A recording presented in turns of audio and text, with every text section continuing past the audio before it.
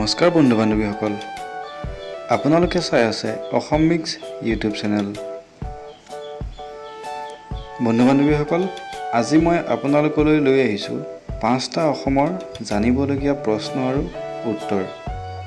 নিজৰ বুদ্ধিমত্তাৰ পৰিচয় দিয়ক আৰু প্ৰতিটো প্ৰশ্নৰ শুদ্ধ উত্তৰসমূহ কমেণ্ট বক্সত কমেণ্ট কৰি যাওক। আৰু আপোনালোকে যদি আমাৰ চেনেলটোৰ লগত জড়িত থাকিব বিচাৰে তেনেহলে আমাৰ চেনেলটো সাবস্ক্ৰাইব কৰক আৰু সাবস্ক্ৰাইব বটনটোৰ কাষতে থকা বেল আইকনটো বজাই দিয়ক। তেনেহলে আহক বন্ধু বান্ধৱীসকল, ভিডিঅটো আমি আৰম্ভ কৰোঁ। প্ৰথম প্ৰশ্নটো হৈছে প্ৰথম অসমীয়া ছবিখনৰ নাম কি? বন্ধু বান্ধৱীসকল 10 ছেকেণ্ড শেষ হোৱাৰ আগত শুদ্ধ উত্তৰটো কমেণ্ট বক্সত কমেণ্ট কৰক।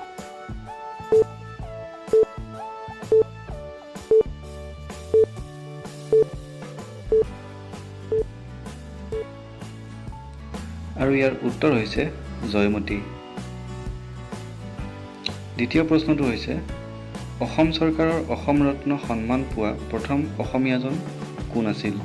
বন্ধু বান্ধৱীসকল, আপোনালোকক যদি অধিক সময়ৰ প্ৰয়োজন হয় তেনেহলে ভিডিঅ'টো পজ কৰিব।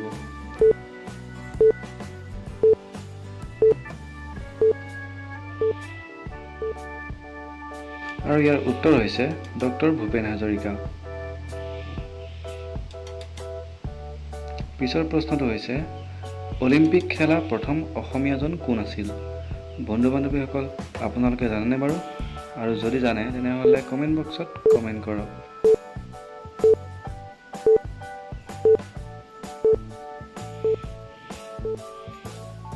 আৰু ইয়াৰ উত্তৰ হৈছে দীপাংকৰ ভট্টাচাৰ্য।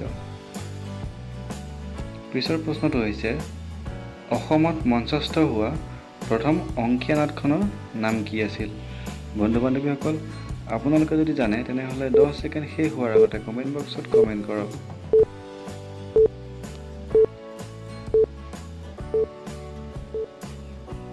আৰু ইয়াৰ উত্তৰ হৈছে চিহ্নযাত্ৰা।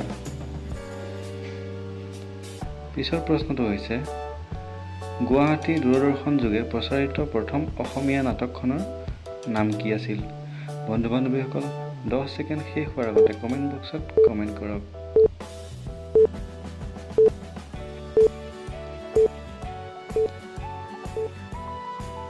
আৰু ইয়াৰ উত্তৰ হৈছে স্বৰ্গাৰোহণ। তেনেহলে বন্ধু বান্ধৱীসকল, আমাৰ এই ভিডিঅ'টো কেনেকুৱা লাগিলে? যদি ভাল লাগিল এটা লাইক কৰি দিব আৰু এই ভিডিঅ'টো নজনাসকললৈ শ্বেয়াৰ কৰি দিব। আৰু আপুনি যদি এতিয়ালৈকে আমাৰ চেনেলটো ছাবস্ক্ৰাইব কৰা নাই তেনেহলে আমাৰ চেনেলটো ছাবস্ক্ৰাইব কৰি ল'ব। আৰু একেবাৰে শেষত সকলোলৈকে ধন্যবাদ জনালোঁ।